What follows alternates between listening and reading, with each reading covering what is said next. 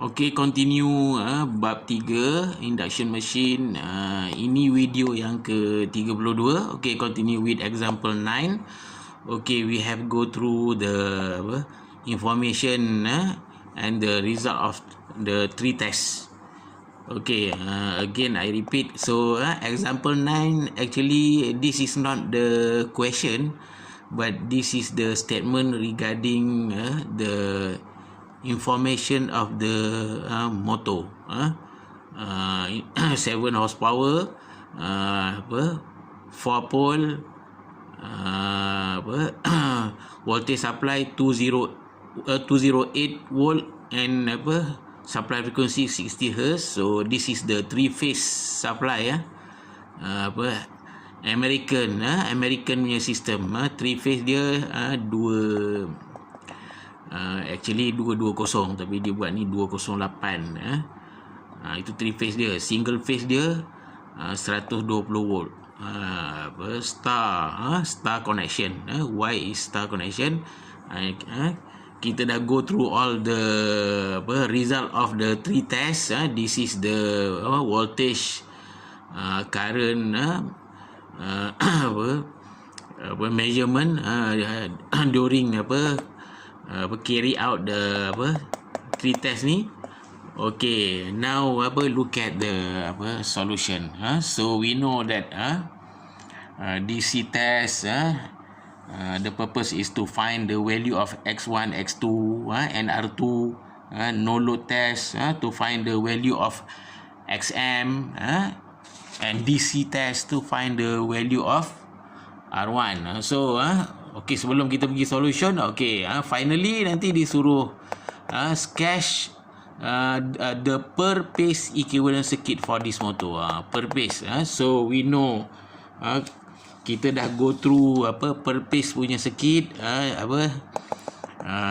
di awal-awal kalau saya tak silap selepas example 4 kita masuk per phase equivalent circuit for the induction motor. Okay, so using the information from the DC test, okay, kita boleh cari R1. R1 is given by VDC over 2IDC. Okay, ini formula. Ini formula to find R1. Mesti VDC over 2IDC because we are not carry out these 3 tests. Nanti bila you sambung degree, you tak dapat exemption untuk subjek ni, kena belajar balik. Nanti dia ada eksperimen buat ni. Actually nota pasal determination of circuit model parameter for per phase equivalent circuit by doing this 3 tests.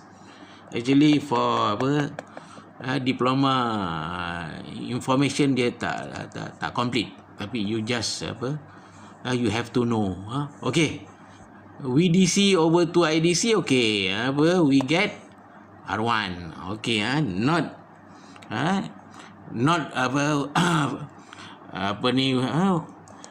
kita dah tahu before the purpose of the DC the purpose of the DC test to find R1. Okay, of course. Okay, terus from the DC test, because DC test yang paling simple sekali nak solve the problem. Only if you know the value of normally when we carry out the DC test, we have to measure the DC voltage and the DC current. Okay, then with this value, okay, terus the value of R1 we have to use the formula. R1 kan, to find it, use the formula, not measure the value of R1. No. Okey, yang kita measure adalah DC voltage and DC current. Then R1 kita kena kira. Tak boleh measure. Okey, finish dah dapat R1. Sebab apa? Kita dah go through per phase equivalent circuit. Okey, dalam per phase equivalent circuit ada apa? Dia punya parameter. Dia mesti ada R1, X1, I1. Lepas tu dia ada XM, RM. Of course RM kita boleh negligible because the value is too high. And then kita ada X2 dan R2 over S. Okay, at the end of this example I will show the per phase equivalent circuit and its values. Okay, second okay, with the information with the value after we conduct the no load test. Okay, we manipulate this value to find the IL. So IL is the line current. So meaning that equal to IA plus IB plus IC. IC kan, dapat dia punya average. Okay, this is the answer, 8.17 ampere. And then okay, kita kira dia punya V pace, because remember this is this motor dia punya coil star connection kan, star connection pace voltage ini simbol pace pace V pace equal to VL over Z3 kan. VL is given dalam information ni 208 volt. Okey, so plug in the value. Okey, kita dapat 120 volt. 120. Okey lah. Logik lah 120 volt ni, because per phase hanya satu phase saja daripada 3 phase. So 208 VL over Z3. Z3 adalah 1.732, 1 over Z3 dapat 0.577 VL. Kalau you tak percaya, tekan kalkulator, 0.577 darab 208 dapat 120. Maknanya 120 volt adalah voltage supply for single phase. Sebab kita ambil per phase equivalent circuit ni, kita hanya ambil one phase. Okey. Okey, dah dapat dia punya V pace kan. V pace kita cari dia punya impedance Z.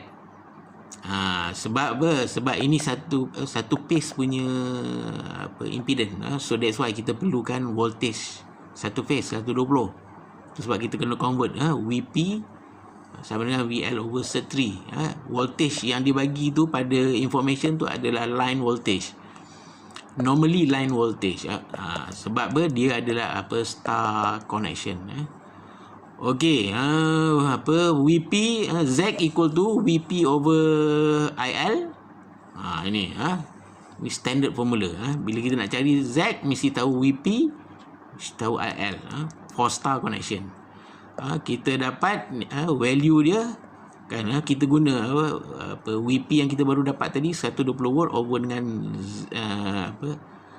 over dengan IL yang kita dapat value dia tadi, average of the three phase setiap current yang lalu pada setiap phase tu, kita dapat 8.17, kita dapat 14.7 ohm. Actually 14.7 ohm is the value of Z kan. Z equal to kan, ini Z total from the equivalent circuit kan.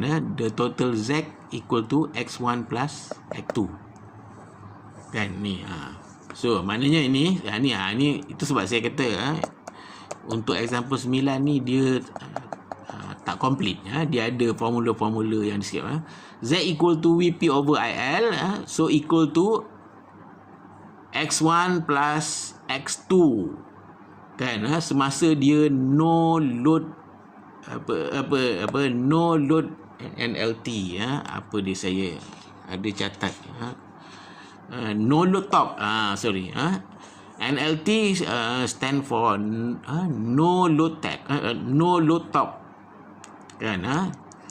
Ini semasa value of Z ni equal to X1 plus X2 semasa dia no load top. Okay, so we have go through example 6, 7, 8 before. So after kita cari IL, VP and Z, so lepas tu kita kena cari stator copper loss and A gap punya power. So PF stator copper loss, kita tahu formula dia 3I1 square R1. So I1 is 1 subscript 1 is stator. Okey, kita dah dapat tadi I1. I1 adalah line current. Kan line current daripada supply masuk ke stator dulu. So I1 adalah stator current ataupun line current. Darab R1 kita baru dapat apa tadi? Kan dekat atas tu 0.243. Okey, plug in the value kita dapat stator copper loss 48.7 watt. And then A gap power kan equal to input power minus SCL, PSCL. Okey, ini refer balik example yang lepas ni. A gap power sama dengan input power minus SCL ni. Input power given 420 watt. Input power is given ini kita dapat masa conduct no load test. Input power ni kita ukur voltage, ukur current, kita ataupun wattmeter dia indicate value ni kan. Okey, input power minus stator copper loss. Stator copper loss kita dah dapat tadi. Okey, kita dapat 371 watt. Okey, kita stop situ dulu dan sambung ke video yang ke 33.